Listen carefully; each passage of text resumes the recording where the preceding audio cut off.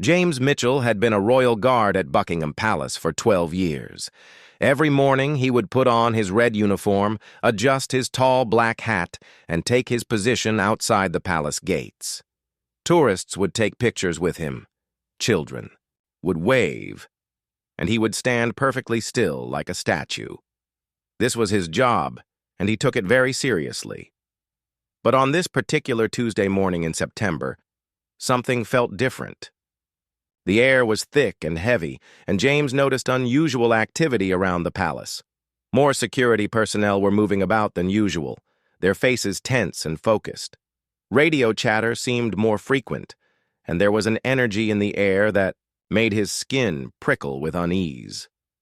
James had started his shift at 6 in the morning, just as the sun was beginning to rise over London. The streets were quiet except for the occasional early commuter and the sound of pigeons cooing on the palace walls. He took his usual position at Post 7, the main entrance gate where most tourists gathered during the day. His partner, Guard Thompson, was stationed at the adjacent post, and they exchanged a brief nod of acknowledgement. As the morning progressed, James began to notice small but significant details that others might have missed. A black sedan had driven past the palace 3 times in the last hour, slowing down each time near his post. The same man in a gray coat had walked by twice, each time glancing up at the palace windows. A woman with a large handbag had been standing across the street for over 30 minutes, seemingly waiting for something. These observations were part of James's training.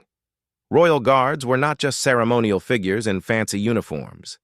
They were highly trained security professionals, skilled in surveillance, threat assessment, and emergency response. Every guard was taught to watch for suspicious behavior, unusual patterns, and potential threats to the royal family and the palace. Around 10 in the morning, James received a message through his earpiece. Intelligence had picked up chatter about a possible security threat to the palace. All guards were to remain extra vigilant and report anything unusual immediately. James felt his heart rate increase slightly, but his training kicked in. He remained perfectly still, his face expressionless, while his eyes scanned the crowd more carefully than ever before. The tourists began arriving in larger numbers as the morning wore on. School groups, families, couples taking selfies, and tour guides with their colorful umbrellas. James watched them all, his trained eye looking for anything out of place. A family with young children seemed genuinely excited to see the palace. An elderly couple was reading from a guidebook. A group of teenagers was laughing and taking pictures. Everything appeared normal. Then he saw him again. The man in the gray coat. This was his 4th time walking past the palace in 2 hours. And this time he was carrying a backpack. James's training told him that backpacks could conceal many things, and multiple passes by the same location was a classic surveillance technique. The man seemed to be studying the guard positions, the gate mechanisms, and the general layout of the palace exterior.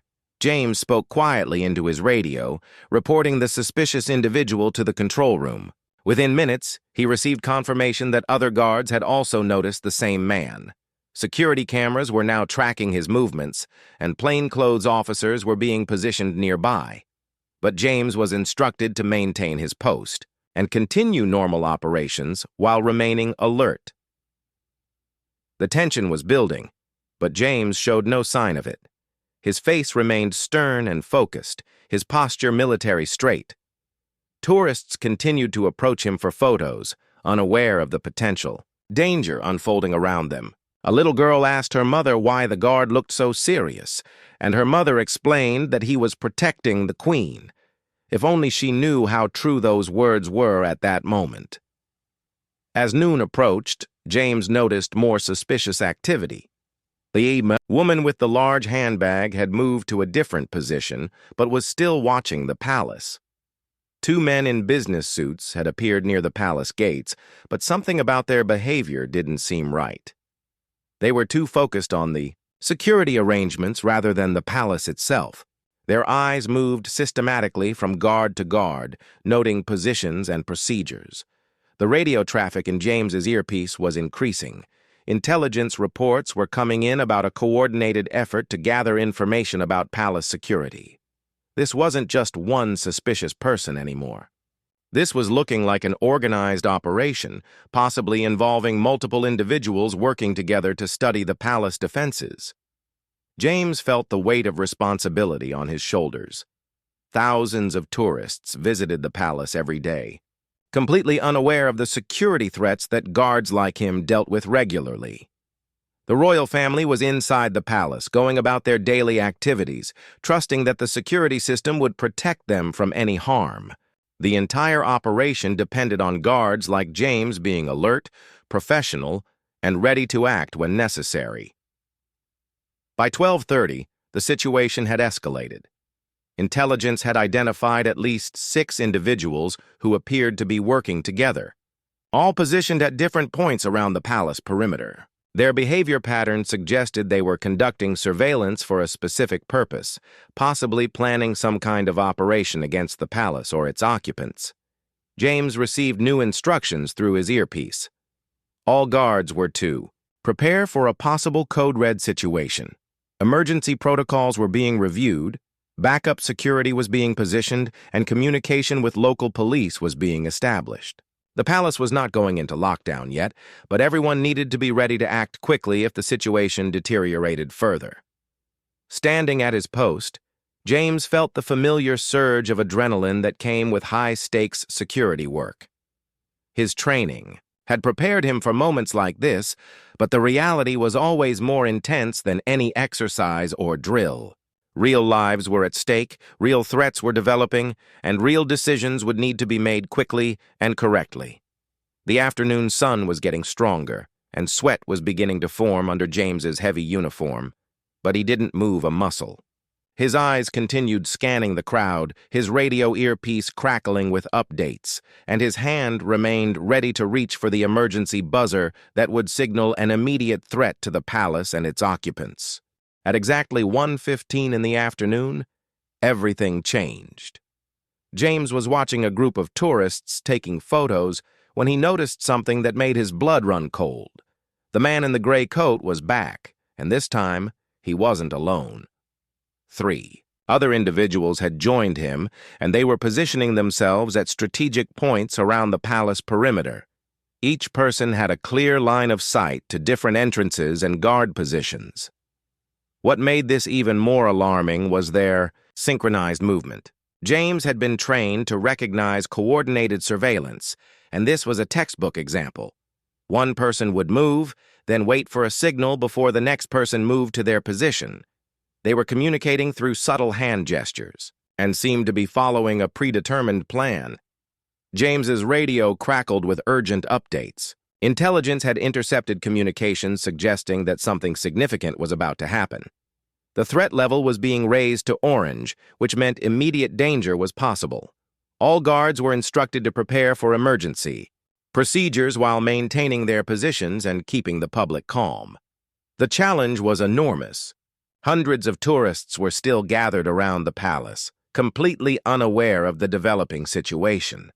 Children were running around, families were posing for pictures, and tour guides were explaining the history of the building.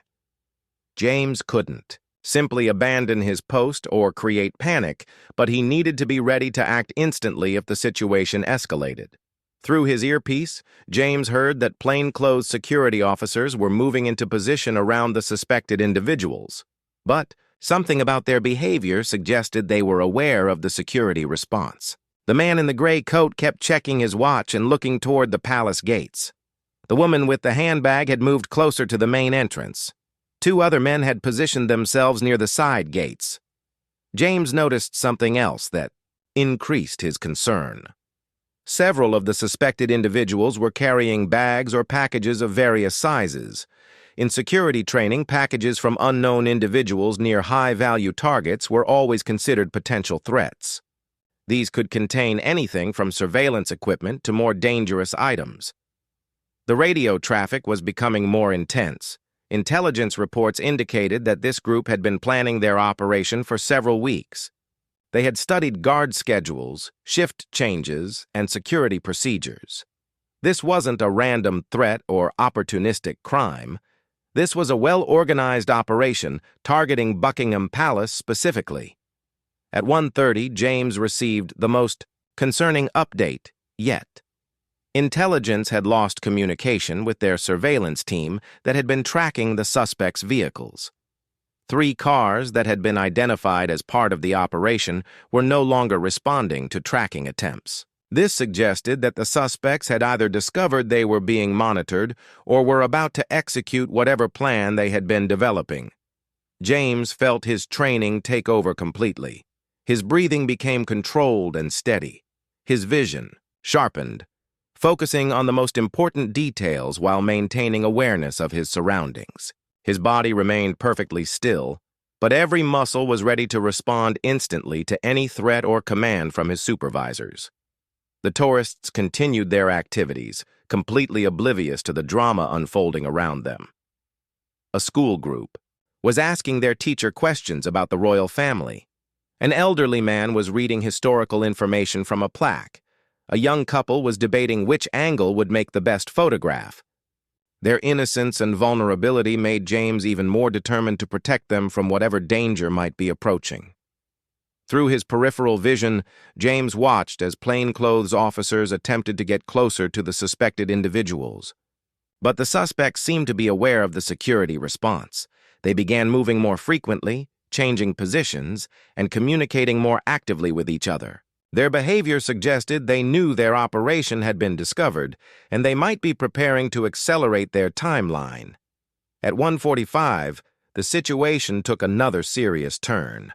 One of the suspected individuals approached a family with young children who were standing near James's position. The man began asking questions about the palace tours, guard schedules, and security procedures. To the family, he probably seemed like another curious tourist. But James recognized this as intelligence gathering, possibly preparing for immediate action. James spoke quietly into his radio, reporting the approach of the suspect to civilian tourists. Within seconds, he received instructions to maintain his position, but be ready to move quickly if necessary. Additional security was being positioned nearby, but they needed to avoid creating panic among the hundreds of innocent people in the area. The tension was becoming almost unbearable. James could see that several of his fellow guards were also showing subtle signs of stress, despite their professional training. Guard Thompson at the adjacent post had slightly adjusted his stance, indicating he was also aware of the developing threat. Other guards around the palace perimeter were maintaining their positions but showing increased alertness. At 2 o'clock, James received an update that chilled him to the bone. Intelligence had discovered that the suspected individuals had connections to a known extremist organization. Their intentions might go far beyond simple surveillance or petty crime. This could be a serious attack on one of Britain's most important symbols and potentially on members of the royal family themselves. The radio chatter increased dramatically. Emergency response teams were being positioned throughout London. Local police were being briefed on the situation. Hospital emergency rooms were being quietly alerted to prepare for potential casualties. The entire security apparatus of London was mobilizing, but they had to do it without creating public panic or alerting the suspects to the full scope of the response. James watched as one of the plainclothes officers attempted to approach the man in the gray coat, but something went wrong. The suspect seemed to recognize the officer and immediately began signaling to his associates. Within seconds, all the suspected individuals began moving simultaneously toward different positions around the palace. This was the moment James had been trained for but hoped would never come. The suspects were no longer just gathering intelligence or conducting surveillance. They were moving into what appeared to be attack positions. Their coordinated movement and obvious awareness of the security response suggested they were about to execute whatever plan they had been developing. James's hand moved closer to his emergency buzzer. This device was connected directly to the palace's central security system and would immediately alert all security personnel to an active threat. Once that buzzer was pressed, there would be no going back. Emergency protocols would be activated. The palace would go into lockdown, and armed response teams would be deployed. But pressing the buzzer would also create immediate chaos among the hundreds of tourists in the area. Families with children, elderly visitors, and people with disabilities would all be caught in the sudden security response. James had to be absolutely certain that the threat was real and immediate before taking such a drastic action. At 2:15, James saw something that made his decision clear. The man in the gray coat had pulled something from his backpack. From his position, James couldn't see exactly what it was, but the man's behavior had changed dramatically. He was no longer trying to blend in with the tourists. Instead, he was moving with purpose toward the main palace gates, and his three associates were doing the same from their positions. The plainclothes officer who had been trying to approach the suspect was now speaking urgently into his radio.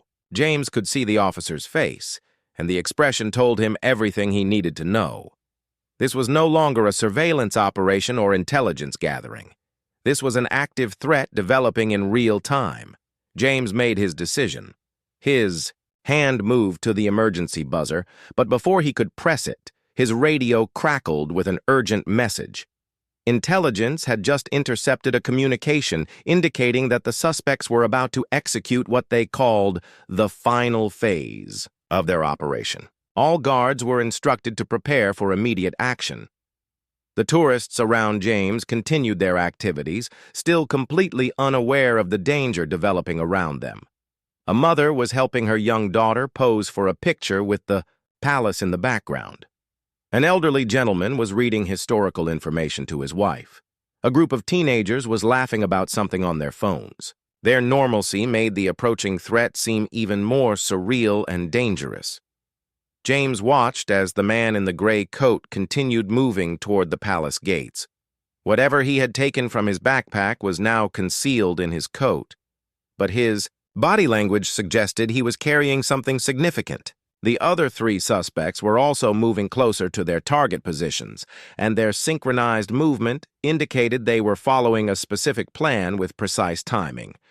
The plainclothes security officers were trying to position themselves to intercept the suspects, but they were facing a difficult challenge. With hundreds of innocent tourists in the area, any aggressive action could create panic and potentially put more people in danger. They needed to stop the suspects without causing a stampede or mass hysteria among the crowds. At 2:20, the situation escalated dramatically. One of the suspects, a woman who had been carrying the large handbag, suddenly dropped her bag and began running toward a side entrance of the palace. The bag hit the ground with a heavy thud that seemed out of proportion to what a normal handbag should contain. Several tourists looked in her direction, confused by her sudden strange behavior. James's training kicked in completely. A suspect abandoning a heavy bag near a high-value target was one of the most serious threat indicators possible. The bag could contain anything from surveillance equipment to explosives. The woman's decision to abandon it and run suggested that whatever was inside was dangerous and possibly on a timer. Without hesitation, James pressed his emergency buzzer once. The first press sent an immediate alert to the central security system that a potential threat had been identified. Within seconds, his radio crackled with confirmation that the alert had been received and emergency protocols were being activated. But the situation was far from over. The man in the gray coat was now only 50 feet from the main palace gates, and whatever he was concealing in his coat seemed to be getting his full attention. He kept checking something, possibly a timer or trigger device. His three remaining associates were also moving more aggressively toward their target positions. James pressed the emergency buzzer a second time. The second press indicated that the threat was active and immediate. This signal would trigger additional security measures, including the deployment of armed response teams and the beginning of evacuation procedures for palace personnel. The effect was immediate. James could see security personnel beginning to move more openly around the palace perimeter.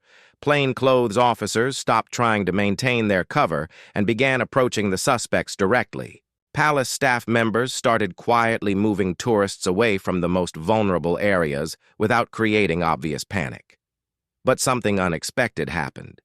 When the man in the gray coat saw the obvious security response, instead of fleeing or surrendering, he began moving even more quickly toward the palace gates. His behavior suggested that the security response was actually triggering him to accelerate his timeline rather than abandon his mission. The woman who had dropped the bag was now being pursued by two plainclothes officers, but she was running toward another entrance of the palace rather than trying to escape. This suggested that her role in the operation was not finished, and she might be trying to create a diversion or attack a different target. James could see tourists beginning to notice that something unusual was happening. The movement of security, personnel, and the obvious tension in the air was starting to create concern among the crowds. Some people were asking questions, others were looking around nervously, and a few were beginning to move away from the palace gates. The two remaining male suspects were now in position near different entrances to the palace. Their behavior indicated they were waiting for some kind of signal or specific timing to execute their part of the operation. The coordination between all four suspects suggested this was a well-planned attack designed to overwhelm security by hitting multiple targets. Simultaneously, James's radio was now filled with urgent communications. Armed response teams were arriving on scene. Bomb disposal experts were being called to examine the abandoned bag. Medical personnel were being positioned nearby in case of casualties. The entire emergency response system of London was mobilizing to respond to the developing threat. At 2:25, James saw something that confirmed his worst fears. The man in the gray coat had reached the palace gates and was now pulling something from his coat. Even from his distance, James could see that it looked like some kind of device with wires and what appeared to be a digital display. The man's body language suggested he was preparing to activate or deploy whatever he was carrying. This was the moment that James had trained for throughout his entire career, but hoped would never come. An active attack was developing against Buckingham Palace, one of the most important symbols in Britain, with hundreds of innocent people in immediate danger. The royal family was inside the palace, depending on guards like James to protect them from exactly this kind of threat. James pressed the emergency buzzer for the third time. 3 presses was the highest alert level possible, indicating an active attack in progress with immediate danger to life. This signal would trigger the most extreme security protocols, including potential lockdown of the entire area and deployment of all available emergency resources. The third press of the buzzer sent shockwaves through the entire security system. Within the palace, alarms began sounding. Security doors automatically locked. The royal family was immediately moved to secure locations. Armed guards took defensive positions throughout the building. The palace switched from normal operations to full emergency lockdown in a matter of seconds. Outside the palace, the effect was equally dramatic. Armed police officers appeared from concealed positions around the perimeter. The plainclothes officers stopped trying to approach the suspects quietly and began shouting commands for them to stop and surrender. Emergency vehicles began arriving from all directions, their sirens adding to the chaos and confusion. The moment James pressed the emergency buzzer for the third time, everything changed. The peaceful tourist atmosphere around Buckingham Palace transformed into organized chaos as Britain's most elite security forces sprang into action. Armed, police officers emerged from positions that tourists never knew existed, moving with precision and speed that demonstrated years of training for exactly this scenario. The man in the gray coat, now clearly holding some kind of device, looked around, in shock as he found himself surrounded by armed officers. But instead of surrendering, he began fumbling more frantically with whatever he was holding. His desperate movements suggested he was trying to activate the device before security could stop him. The digital display James had noticed was now flashing rapidly, and the man's face showed a mixture of panic and determination. James remained at his post, but his role had now shifted from ceremonial guard to active security coordinator. Through his radio, He was providing real-time updates on the positions and movements of all 4 suspects to the response teams converging on the scene. His elevated position and training gave him a unique perspective on the developing situation. That was crucial for coordinating the security response. The abandoned bag that the woman had dropped was now the focus of intense attention from bomb disposal experts who had arrived within minutes of James's second emergency signal. Using specialized equipment, they were scanning the bag from a safe distance while simultaneously evacuating tourists from the immediate area. The heavy thud when the bag hit the ground, combined with the woman's decision to abandon it and run, had raised serious concerns about its contents. Meanwhile, the woman herself was being pursued through the crowds by plainclothes officers. But her route was puzzling security analysts who were tracking her movement. Instead of trying to escape from the area, she seemed to be heading toward specific locations around the palace perimeter. Her behavior suggested she had additional objectives beyond simply planting whatever was in the abandoned bag.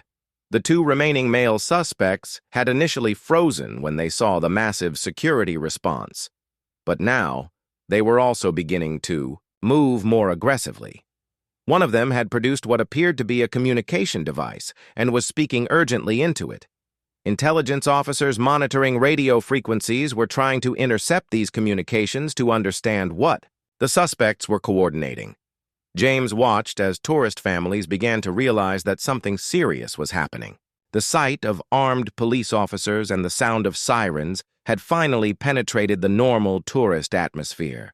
Parents were gathering their children closer, elderly visitors were looking around nervously, and tour guides were trying to maintain calm while quietly moving their groups away from the most dangerous areas. But the evacuation was complicated by the sheer number of people in the area. On a typical day, over 3,000 tourists visited Buckingham Palace, and today was no exception.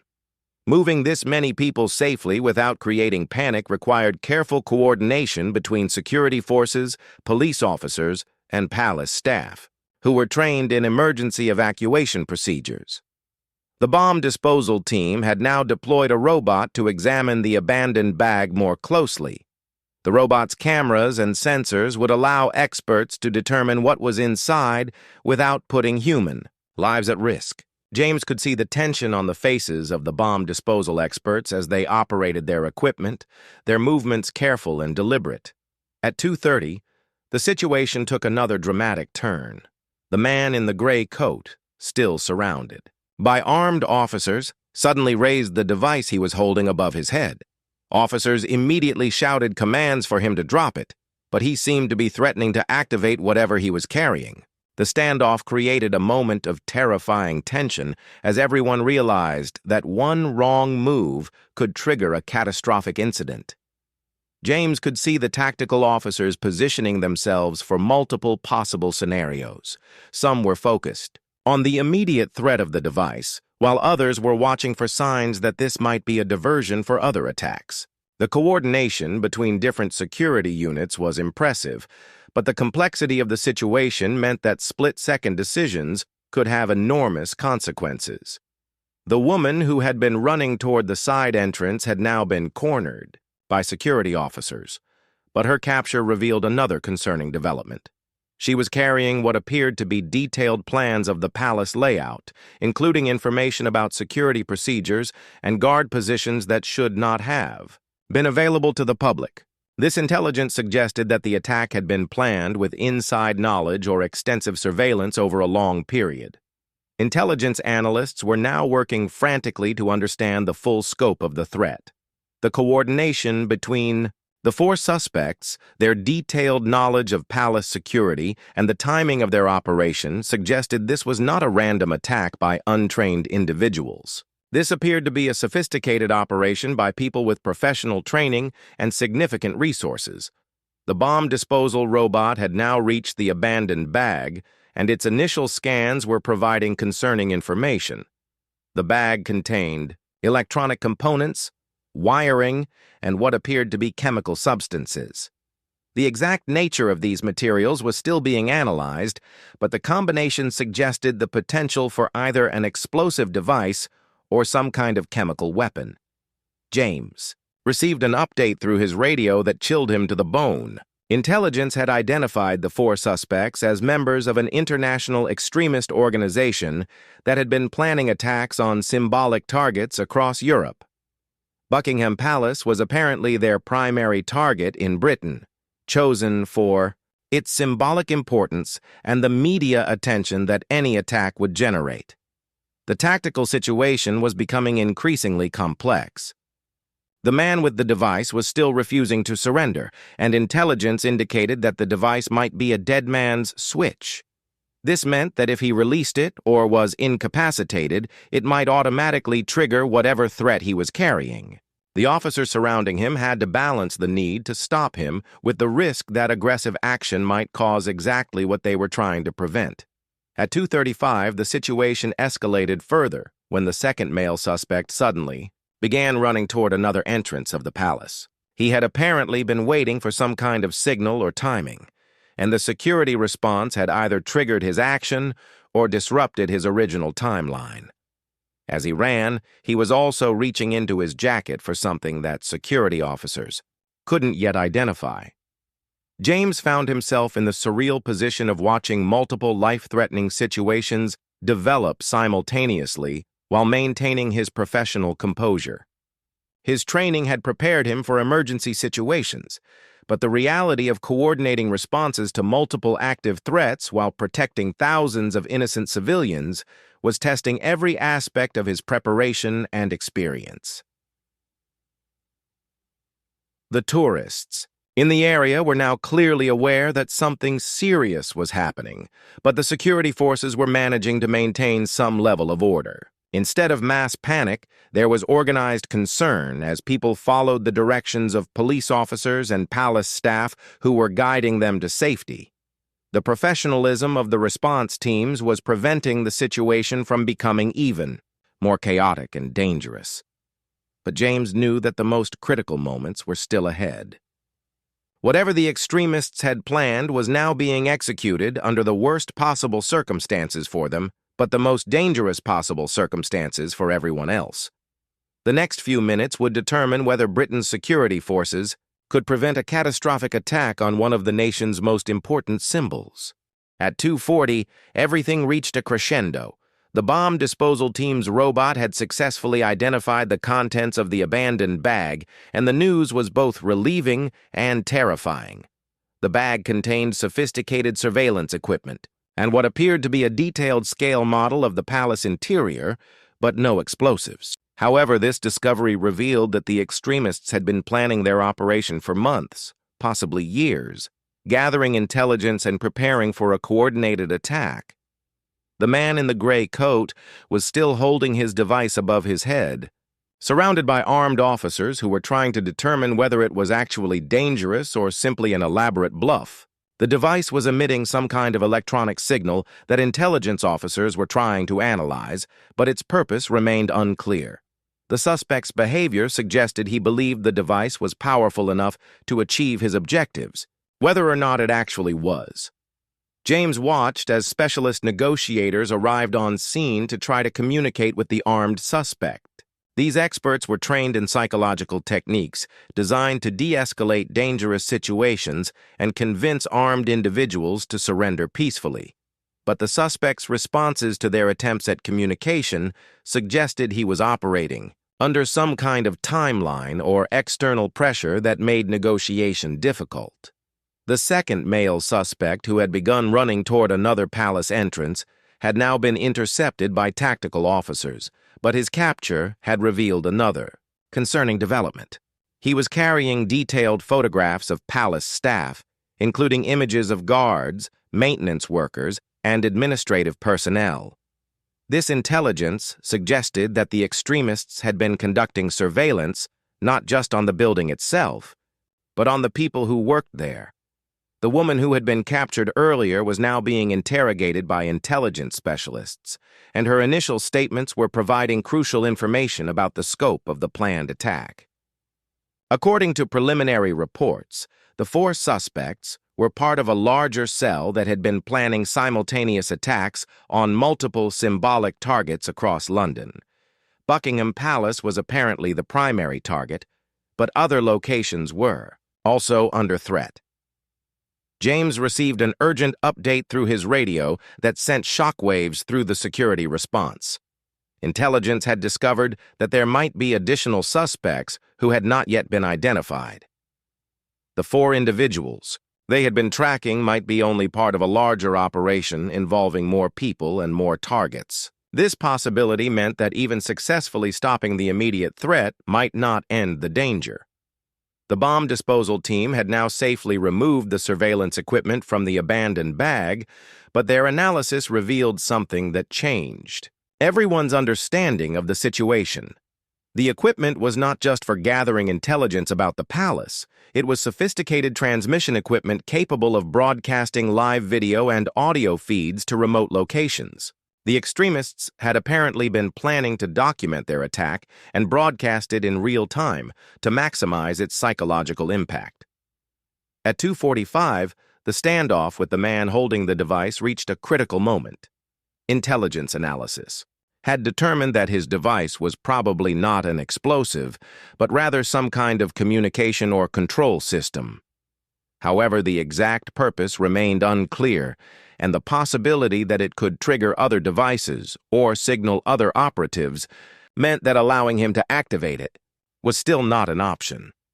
The tactical officers surrounding the suspect were now using specialized equipment to jam any electronic signals from his device, while simultaneously preparing for multiple possible scenarios. If the device was a communication system, jamming it might prevent him from coordinating with other operatives. If it was a trigger for other devices, jamming it might prevent those devices from being activated. James could see that the tourist evacuation was proceeding more smoothly now, with most families and elderly visitors having been moved to safer areas. However, several hundred people were still in the immediate vicinity, including journalists and photographers who had arrived to document the developing story. The presence of media personnel added another layer of complexity to the security response. The third male suspect, who had been captured while trying to reach another palace entrance, was now providing information that dramatically changed the security assessment. Under interrogation, he had revealed that their operation was designed to create maximum chaos and media attention rather than necessarily causing mass casualties. Their goal was to demonstrate that even Britain's most secure and symbolic locations were vulnerable to attack. This information was both reassuring and deeply concerning. While it suggested that the immediate threat to life might be lower than initially feared, it also meant that the extremists' success would be measured by their ability to create fear and demonstrate the vulnerability of important symbols. Even a failed attack that generated significant media coverage could be considered a success from their perspective. Intelligence analysts were now working frantically to identify and locate any additional operatives who might be part of the broader operation. The information gathered from the captured suspects and their equipment was being analyzed by specialists in extremist organizations, and patterns were beginning to emerge that suggested connections to previous attacks in other European cities. At 2:50, the situation took an unexpected turn when the man with the device suddenly began speaking loudly enough for everyone in the area to hear him. He was not speaking in English, but intelligence officers quickly identified the language and began translating his statements. He appeared to be making some kind of declaration or manifesto, possibly intended to be recorded by the media personnel who were documenting the scene. James realized that this development confirmed the intelligence assessment about the extremists' objectives. They were not primarily interested in causing casualties or physical damage to the palace. Their goal was to create a dramatic public demonstration that would generate fear and media attention far beyond the immediate incident. The man's public statements were an integral part of their strategy. The security response had to balance multiple objectives simultaneously. They needed to prevent any actual harm to people or property, but they also needed to minimize the propaganda value that the extremists were trying to achieve. This meant stopping the immediate threat, while also limiting the dramatic imagery and media coverage that the extremists wanted to generate. The tactical officers were now preparing for what appeared to be the final phase of the operation. Intelligence indicated that the man with the device was probably working under a specific timeline, and his public statement suggested that he was preparing to attempt whatever action he had been planning. The next few minutes would determine whether months of extremist planning would be successfully disrupted or whether they would achieve their objectives of creating chaos and demonstrating vulnerability. James could see additional security forces arriving from all directions, including specialists in counterterrorism operations who were trained specifically for situations like this. The response was now involving hundreds of personnel from multiple agencies, all coordinated through the command center that had been established in response to his 3 emergency buzzer signals. The magnitude of the response demonstrated both the seriousness of the threat and the effectiveness of Britain's security systems. What had begun as James noticing suspicious behavior had escalated into a full-scale counterterrorism operation involving some of the nation's most elite security specialists. The system had worked exactly as designed, but the final outcome was still uncertain. At exactly 3 o'clock, the man in the gray coat made his final move. Instead of activating his device as everyone expected, he suddenly threw it to the ground and raised his hands in surrender. The device landed with a metallic clang and immediately began emitting a loud beeping sound that sent tactical officers scrambling to secure the area. But within seconds, bomb disposal experts determined that the beeping was coming from a simple electronic timer, not an explosive device. The anticlimactic end to the standoff revealed the true nature of the extremists' plan. The device was indeed a sophisticated piece of equipment, but it was designed for electronic surveillance and communication rather than destruction. The entire operation had been focused on gathering intelligence about palace security procedures and testing the response capabilities of Britain's counterterrorism forces. James watched as all 4 suspects were taken into custody with a mixture of relief and amazement. What had begun as his observation of suspicious behavior had ultimately prevented what intelligence analysts were now describing as one of the most sophisticated intelligence-gathering operations ever attempted against a British government facility. The extremists had not been planning an immediate attack, but rather collecting information for future operations. The implications of this discovery were staggering. The detailed intelligence the extremists had gathered about palace security, staff procedures, and response protocols could have been used to plan devastating attacks in the future. Their surveillance equipment was sophisticated enough to capture and transmit real-time information about security measures that were supposed to be completely secret. Intelligence officers were now analyzing the captured equipment and documents to understand the full scope of what the extremists had learned and how they had obtained their information. The photographs of palace staff, the detailed layout plans, and the advanced surveillance equipment suggested a level of preparation and resources that indicated backing by a major international organization. The tourists who had been evacuated were now being allowed to return to the area, though